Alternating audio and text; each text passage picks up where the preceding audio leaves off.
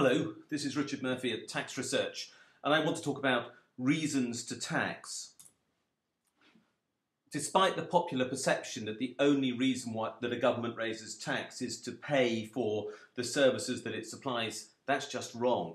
There are, in fact, 5 reasons to tax. The first is, of course, to raise money. That's indisputable. But it also raises tax to reprice goods and services, to redistribute income and wealth, to raise representation within the democratic process, and to reorganise the economy. This short video looks at these reasons and explains why a comprehensive tax system has to take all these factors into account. Raising revenue is the #1 priority for a government when it comes to taxation. Let's not beat around the bush, that is of course true. But it's also true that a government can raise money in more ways than by charging tax. It can charge for the services it supplies, and of course almost every government will do that. And it can borrow money. And that's an entirely appropriate thing to do, and almost every government does at some time borrow, and at other times repay money that it has borrowed. This is part of the normal fiscal cycle.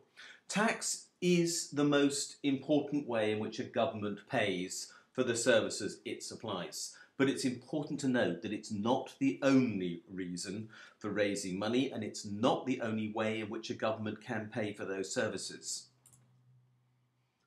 Repricing goods and services is another major reason for most governments to raise tax.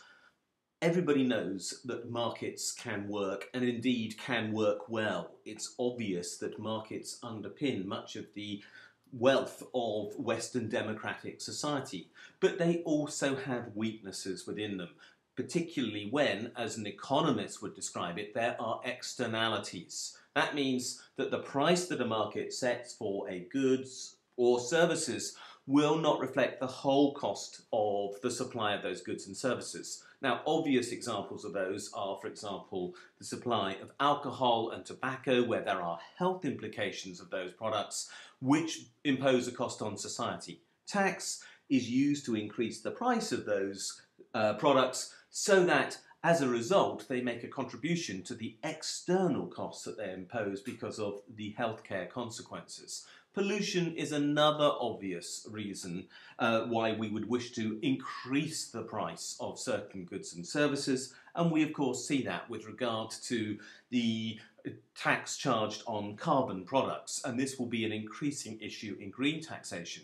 We must also remember that there are some goods and services which we wish to reprice relatively downwards when it comes to the operation of the tax system.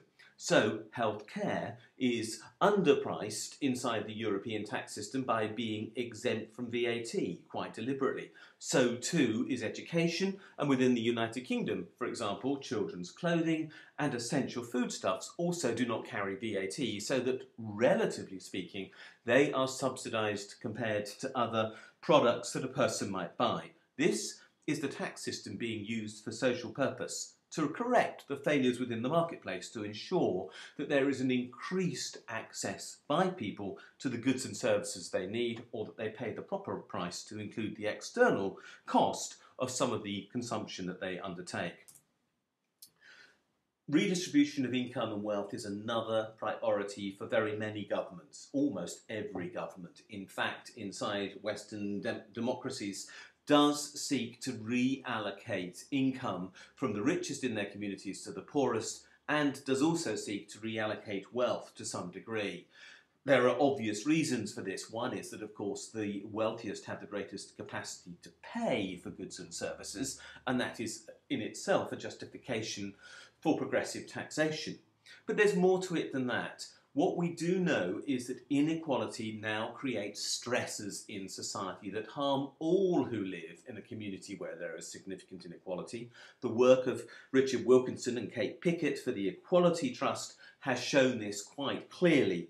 And while some challenge their findings, I think it is overwhelmingly obviously true. And for that reason, tax policy is frequently used to make sure that the distribution of income and the distribution of wealth after the impact of taxes is narrower. There's a smaller gap between the top and the bottom than there is before the imposition of taxes. This means tax is used for social policy to increase equality. A lot of people are confused by the claim that tax is used to raise representation within the democratic process. Well, there's good reason for making this claim. This work comes largely out of a development context. The 4 R's of taxation, the first 4 that I'm talking about, were in fact designed by Alex Cobham, who is now the policy manager at Christian Aid. And this was one of his contributions to this debate. Inside developing countries, it is very obvious that when there is a serious disconnect between the government and the people of a country because the people don't pay tax because, for example, the government raises all its money from taxes on the extractive industries, the oil industry, the gas industry, or other products, then there's actually very little connection between the democracy and the government. And in that situation, there is a major breakdown in the democratic process. The government is unaccountable, the people don't have a mechanism for relating to what it does, corruption tends to be rife, the whole process of government tends to be corrupted through the creation of situations where there is widespread abuse by the political elite, and this leads to a breakdown in the democratic process. So, of course, it was true that there should be no taxation without representation, the age-old rallying cry from the USA, but it's also true to say, to some degree, that there is no representation without tax. The corollary works. And so democracy and taxation seem to be closely linked, as if tax is the consideration in the social contract between a government and the people in the society it represents. And this is also true, by the way, inside local government, inside the United Kingdom at the moment. Local government tends to be weak, is poorly represented in the democratic process, and that is in part because local taxation in the UK has very little connection to the goods and services that are supplied by that local government, which is heavily subsidised by central government, so people tend to disregard it. If we want strong democracy, we have to have taxation that reflects what goes on inside the local or national government that we are electing. This is part of our process of state building, local or national. And finally, the 5th reason for raising tax is a macroeconomic reason, not a micro one, which the first 4 are. All governments seek to manage the economies of their jurisdictions for very good reason.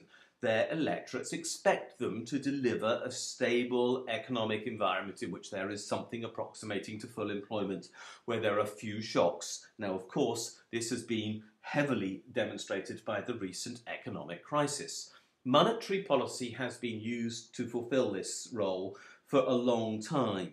But when monetary policy, which is the setting of official interest rates, reaches the point where official interest rates are at near enough 0%, as they are throughout most of the Western democracies at this time, then there is little impact of a change in interest rate on the overall level of economic activity. So the importance of fiscal policy, that is raising tax or cutting tax to stimulate the economy. You cut tax to stimulate the economy, you raise tax to dampen it, you increase spending to stimulate the economy, you cut spending to dampen it, and of course the mix between the two is vital and is equated through borrowing, which works counterculturally in this sense. These are policies that are designed to fulfill the economic expectations of a population, to counter weaknesses in the market system, and to ensure that the government can deliver on its promises to the people of the country it is governing.